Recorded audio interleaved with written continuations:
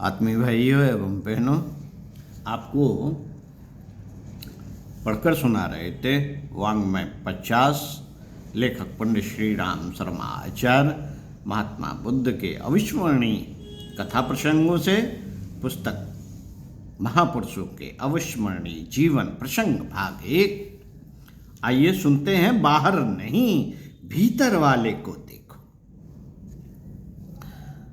भीतर वाले को कैसे देखें? साथियों, आइए इस विषय पर पढ़ते हैं। पृष्ठ 65 से। आत्मबोध होने के बाद गौतम बुद्ध ने परिव्रज्या आरंभ की। विश्राम का नाम भी नहीं, सतत चलते रहने व लोगों को जीवन मुक्त का पाठ पढ़ाना। शिष्य आनंद उनसे बोला, प्रभु आप इतना चले, न थके न उकताए। बुद्ध बोले, थके वह जो चले, मैं चलता ही नहीं तो थकूं क्यों? आनंद का कथन था, मैंने तो नित्य आपको अपनी इन आंखों से चलते देखा है, मैं भी आपके ही साथ चला हूं। बुद्ध बोले, मैं तुम्हारी आंखों पर भरोसा करूं या अपनी आंखों पर? भीतर देखता हूं, भीतर देखता हूं तो पाता हूं वहां कोई चलता ही नहीं। तुम मुझे बाहर से ही देख पाते हो, बाहर जो चलता है वह तो शरीर है, आत्मा की छाया मात्र है। जो नहीं चलता वह मेरी आत्मा है। छाया के चलने से कोई थकता है? साथियों, आत्मबोध हो जाए तभी ऐसा विचार पनप सकता है, नहीं तो बुद्धि और तर्क आपके इन विचारों की छिन्न भिन्न टुकड़े टुकड़े करके रख देगी। आत्मबोध। आत्मा ही सर्वशक्तिशाली है। आत्मशक्ति से बड़ी कोई शक्ति नहीं। सेल्फ रिकॉग्नाइजेशन, आत्मनिरीक्षण करने से ही यह चीज प्राप्त होती है कि आत्मा क्या है, मैं क्या हूं, मेरा जीवन क्यों है, मैं क्यों धरती पर आया हूं, मैं हूं क्या। इसी को जानने के लिए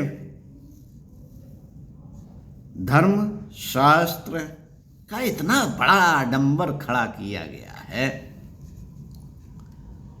यज्ञ हवन जप तप क्या क्या न किन किन तरीकों से बताया समझाया गया है कि व्यक्ति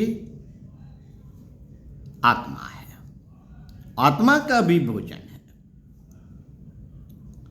हम शरीर नहीं, शरीर को ठीक है, पंडित श्री राम शर्मा आचार्य जी बताते हैं कि ठीक है, शरीर भी आप कह सकते हैं अपने आप को, और इसके खाने पीने का इंतजाम भी आप करते रहते हैं। प्रोटीन खिलाओ, कहीं कुछ खिलाओ, इसको मजबूत बनाओ, इसमें एक्सरसाइज करो और बढ़िया बढ़िया मसल्स बनाओ, करिए, क्योंकि शरीर को स्वस्थ रखना, मस्त रखना, व्यस्त रखना आपकी जिम्मेदारी है।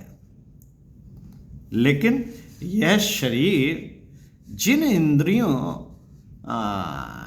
की उपलब्धता से मौज मजा लेता है, सुख लेता है, उन इंद्रियों में करंट कहां से आता है, चेतना कहां से आती है? जो चेतना आती है, जो मौज मजा का आप आनंद लेते हैं, आंखों से देखते हैं, कानों से सुनते हैं, इनमें जो दृश्यों का आनंद है, रस भोग का आनंद है, श्रवण का आनंद है, बोलने का जो आनंद है वह है कहाँ से? वह है तो चेतना से। एक करंट दौड़ रहा है शरीर के प्रत्येक इंद्रियों में, रोम रोम में, जिसकी वजह से वह गतिशील है, चलायमान है, चल रहा है और आनंद दे रहा है। तो उस आनंद देने वाली उस करंट रूपी, चेतना रूपी आत्मा को भी तो भूख लगती है, उसे भी तो प्यास लगती है। तो जब हम उस आत्मा को प्राप्त करने के लिए आत्मबोध रूपी साधना के लिए प्रयत्नशील होते हैं, उसके विधि विधानों के अंतर्गत जब हम चलना शुरू करते हैं तो आत्म तत्व को जान पाते हैं, आत्मा का बोध होने लगता है। फिर हम आनंद ही आनंद में शराबोर हो जाते हैं। फिर कहीं चलना नहीं है, फिर कहीं जाना नहीं है, बस यही चिंतन मनन हुआ। आप और भी चिंतन मनन कर सकते हैं, इससे आगे भी जा सकते हैं। इसी के द्वारा पूरा ज्ञान विज्ञान इस ब्रह्मांड में आप उतार सकते हैं। तो चिंतन मनन करते हैं, आत्मबोध करते हैं और स्वयं को जानते हैं। ओम शांति।